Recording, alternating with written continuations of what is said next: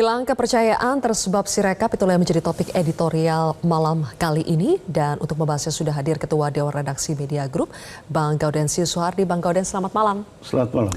Bang Gaudens, tadi sebelum editorial malam kita sudah sama-sama menyimak konferensi pers dari KPU RI yang menjelaskan soal kesalahan-kesalahan yang terjadi di Sirekap. Tapi ada satu poin yang juga dibahas di narasi editorial malam ini, soal bagaimana sebetulnya secara total kesalahan pembacaan data yang ada di Sirekap itu minor, Bang. Hanya di bawah 1%.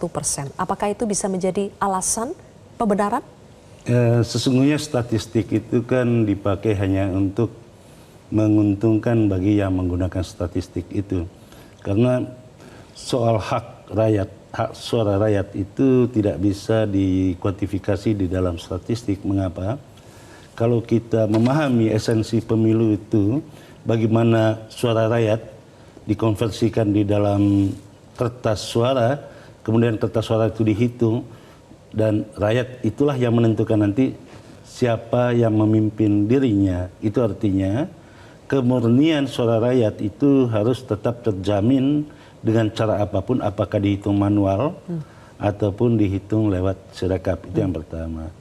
Yang kedua, kalau dalam pepatah itu, keledai itu tidak pernah jatuh ke dalam lubang yang sama untuk kedua kalinya.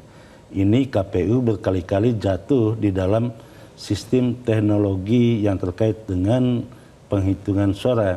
Kita tahu pada pemilu 2014 dan 2019 KPU menggunakan situng, sistem informasi penghitungan suara, dan amburadul juga. Sekarang dimulai di 2024 menggunakan Sirekap. Sirekap itu sudah diuji coba di dalam pemilihan kepala daerah pada 2020. Hasil evaluasi Sirekap pada pilkada itu amburadul juga. Dan amburadul itu dipelihara terus sampai kepada pemilu 2024. Itu artinya jangan salahkan orang kalau publik menafsirkan ada unsur kesengajaan di dalam kesengkarutan Sirekap ini. Oke, kalau ini adalah amburadul yang terus dipelihara, Bang Gaudens, kenapa ya? Karena tidak becus, tidak niat, tidak mampu, atau kenapa ini? Ya, banyak tafsir sih tentang itu ya. Bisa saja Sirekap ini hanyalah proyek gitu.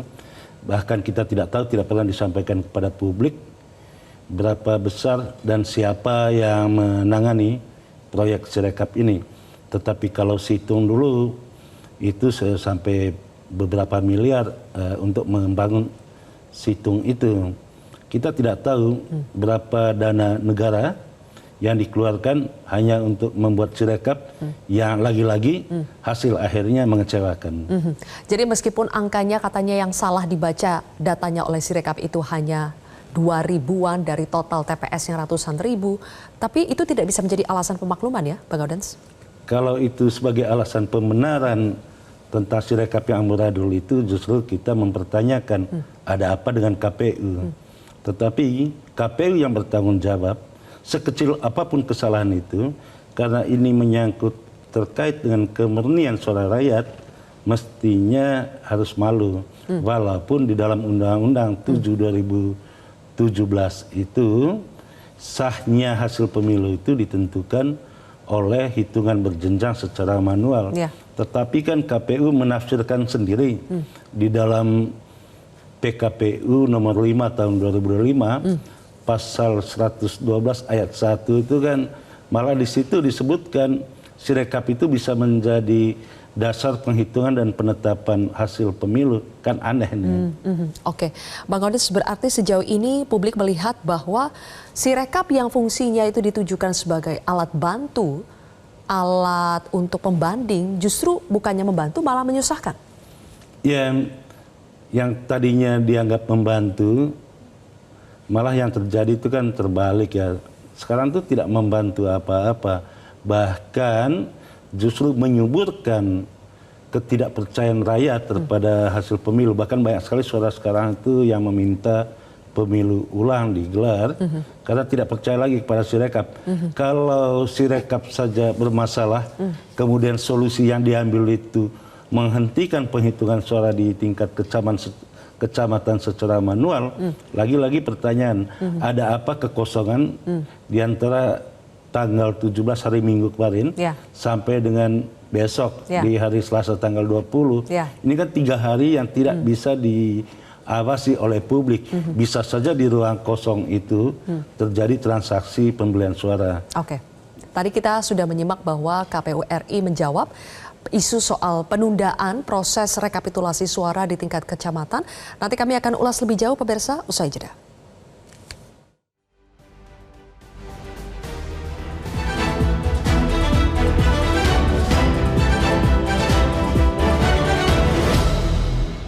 Kembali lagi di editorial Malang, pemirsa. Bang Gaudens, akhirnya tadi KPU RI sudah mengakui, menegaskan bahwa betul memang ada instruksi dari KPU Pusat kepada KPU di tingkat atau PPK di tingkat kecamatan untuk menghentikan sementara proses rekapitulasi suara di tingkat kecamatan sambil menunggu perbaikan Sirekap. Penundaan, apakah akan semakin menjadi celah kecurangan, Bang Gaudens? Ya, apakah dia menjadi tindakan kecurangan itu kita tidak bisa mendahului. Tetapi pertanyaan paling besar, siapa yang mengawasi surat suara itu tetap aman di dalam kotaknya selama proses penundaan itu? Siapa yang menjaga di situ? Itu kan pertanyaan yang paling besar. Apakah pihak yang menjaga itu benar-benar tidak punya kepentingan apa-apa atau ditunda untuk memuluskan kepentingan calon tertentu? Ini kan pertanyaan yang sederhana yang mestinya dijawab. Jadi penjelasan KPU itu tidak menjawab mengapanya. Gitu. Oke, lantas kita kalau berbicara soal hilang kepercayaan karena Sirekap, tersebab Sirekap, bukankah dari awal, dari hulunya, Bang Gaudens, memang kepercayaan itu sudah hilang, sudah diragukan sejak adanya peristiwa-peristiwa dimulai dari putusan MK? Ya, itu menyempurnakan ketidakpercayaan masyarakat kepada penyelenggara dan penyelenggaraan pemilu. Kita tahu di hulunya ada persoalan etika yang terkait di peraturan yang terkait dengan kepemiluan, ada pelanggaran etika berat di Mahkamah Konstitusi dan juga ada pelanggaran etika berat di Komisi Pemilihan Umum. Itu proses di hulu. Kemudian selama proses kepemiluan itu berlangsung sampai kepada penghitungan suara, begitu masifnya orang tidak percaya terhadap informasi-informasi yang diberikan di dalam Sirekap. Padahal Sirekap itu dibuat atau dibentuk salah satu tujuan yang memenuhi hak masyarakat atas informasi kepemiluan sesuai dengan ketentuan yang ada di dalam Undang-Undang 7/2017 tentang pemilu. Ini kan hak masyarakat diabaikan, diberi informasi yang salah, mestinya patut dipertimbangkan apakah pihak yang memberikan informasi yang salah atau bohong itu termasuk tindak pidana atau tidak. Secara hukum mestinya bisa dipelajari tentang itu. Kalau kita lihat, Bang Gaudens, dari tayangan ini kemarahan publik tampaknya sudah mulai terlihat ya. Ketika kita lihat massa sudah turun ke jalan, mereka melakukan aksi-aksi, menunjukkan rasa kecewa mereka, protes mereka.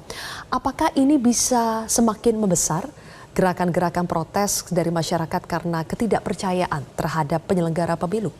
Ya, kalau saya sih lihatnya sederhana ya. Penyelenggara pemilu dalam hal ini mulai dari DKPP, Bawaslu, dan KPU itu membuka ruang untuk tidak dipercaya oleh rakyat. Karena mereka tidak berhati-hati di dalam pemanfaatan dan penggunaan teknologi. Tadi saya katakan, KPU kok tidak pernah belajar dari semrawutnya situng pada pemilu 2014 dan 2019. Kemudian Sirekap itu resmi digunakan pertama kali itu pada Pilkada 2020 dan hasilnya pun amburadul seperti sekarang ini. Kok ya amburadul ini dipelihara? Tadi saya katakan keledai itu tidak mau terprosok pada lubang yang sama. Kok KPU ini seperti itu ya? Oke, padahal dari sisi anggaran untuk penyelenggaraan pemilu itu ada kenaikan dibandingkan pemilu sebelumnya, tapi toh itu juga akhirnya tidak membuat sistem kita lebih baik, Bang Gaudens. Ya, patut untuk diminta dilakukan audit forensik atas Sirekap itu karena ada dugaan sudah ada isinya sebelum itu digunakan. Kalau kita lihat kekisruhan tentang Sirekap itu sudah muncul hanya 7 jam setelah ditutup penghitungan suara di TPS atau setelah ditutup pemungutan suara itu. 7 jam kemudian itu sudah ribut karena apa? Karena ada perbedaan data pada formulir C hasil plano dengan apa yang diterapkan pada Sirekap. Angka yang dimunculkan pada Sirekap itu memang tidak masuk akal.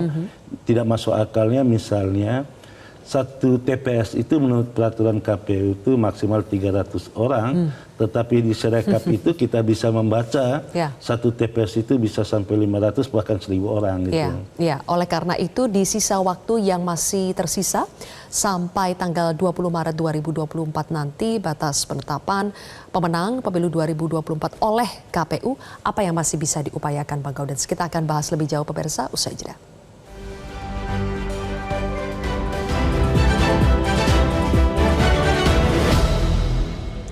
Kami akan menampilkan hasil polling yang dilakukan di akun X @MetroTV. Banyaknya kejanggalan proses pemilu. Setujukah Anda jika pemilu 2024 adalah tragedi demokrasi?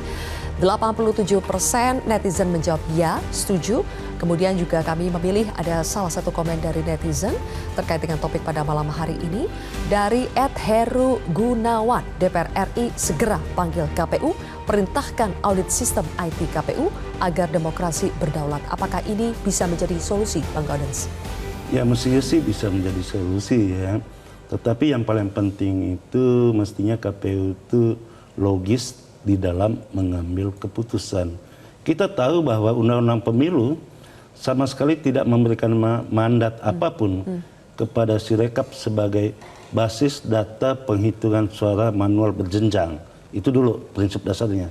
Tetapi karena ada kekisruhan di dalam persoalan Sirekap, tiba-tiba KPU memutuskan untuk menghentikan sementara penghitungan suara manual.